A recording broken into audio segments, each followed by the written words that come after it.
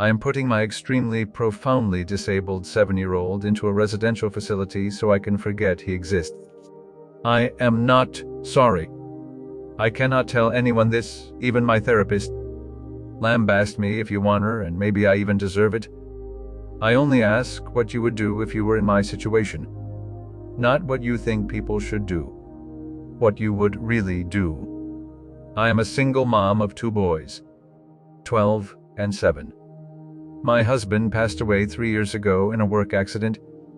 A very large portion of me believe it was a suicide. I cannot see him ever making the mistake he made that caused his death, and he had taken an action just before that which ensured his co-workers weren't in the room. I fully believe he killed himself because of our younger son, and no one will ever change my mind. We were told when I was pregnant that he would have Down's syndrome. We could handle that, even if it was severe. It turned out he has a chromosome deletion. His disorder is kind of rare, so I will not post which specific one, but suffice to say he'll never be anything more than he is now or has ever been.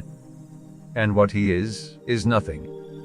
He doesn't appear to have any awareness and never has. His eyes are locked in one position. He doesn't respond to noise, touch, or pain. He is total care. He is capable of nothing. He is tube-fed and on oxygen. He is in diapers and will be forever. He makes no sounds, no attempts to communicate. He never even really cried as a baby. He has never made an attempt to interact with anyone or his environment. I am not upset because I got a special needs imperfect child. I feel the way I feel because this thing takes up 2/100 of my time and does nothing. I didn't get an imperfect child. I didn't get a child. I don't love him. He doesn't have any personality. There is nothing to love. And yet, I am responsible for him. In addition to his extreme delays, he's also medically fragile.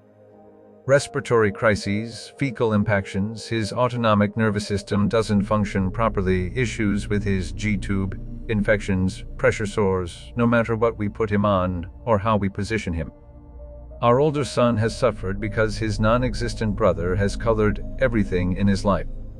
He's had medical care get delayed because there's only one of me and Ho's brother is more critical. We do have a visiting home nurse, but only 20 a week, and we aren't eligible for more. I was starting law school. I gave up my dreams and my plan for my children for this potato. My older son cannot do a lot of things he wants to do because of the younger's need for care and appointments. The final straw was I heard a sound.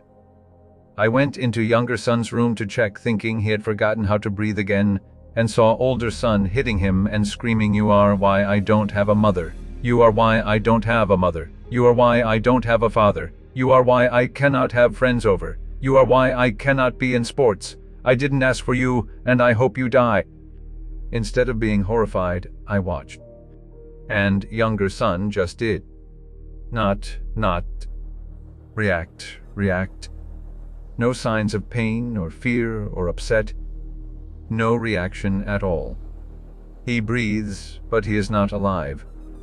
He doesn't know who I am. He doesn't know who older son is. He has no sense of self, life experience, or awareness of his surroundings. He doesn't need to be in my home. He doesn't know or care where he is. He is genetically my son, but he is not family. My previously abused, brain-damaged cat who cannot walk straight has more personality and is far more lovable than my child. In fact, I was looking forward to raising a Downs baby. Even one with severe impairments for that reason. With disability can come gifts. This boy is not a gift. He is a genetic mistake I probably should have miscarried and would have definitely terminated if I had known he would be like this. And the flip side is, if he has awareness, he's miserable. And there is nothing I can do. If he has likes and dislikes, no one knows what they are. If he is in pain, he cannot tell anyone. If he wants anything, he cannot communicate. He's had every imaginable therapy. Nothing has made a difference. And so he's leaving our home on the 29th. I feel excited and relieved and then guilty because I know we'll be happier with him gone. He's already taken my husband and my son's father. He was working so much to pay for the cucumber's care, for the experimental therapies insurance wouldn't cover. Because this one was going to be the breakthrough. He was tired and defeated and disappointed. He sought counseling as well, but I don't think he could ever say the words, "I don't want my son in my home either." He's ruined my older son. I was so wrapped up on the younger, I never realized how ignored and damaged he was. He lost his father too. I didn't just lose my husband. He is my priority now, and this malignant lump can be someone else's problem. At least they'll be paid a wage to care for him. At least they'll get a break from him when they punch out. I just want to never think of him again, and I am not sorry. And for that, I am sorry. Thanks for reading.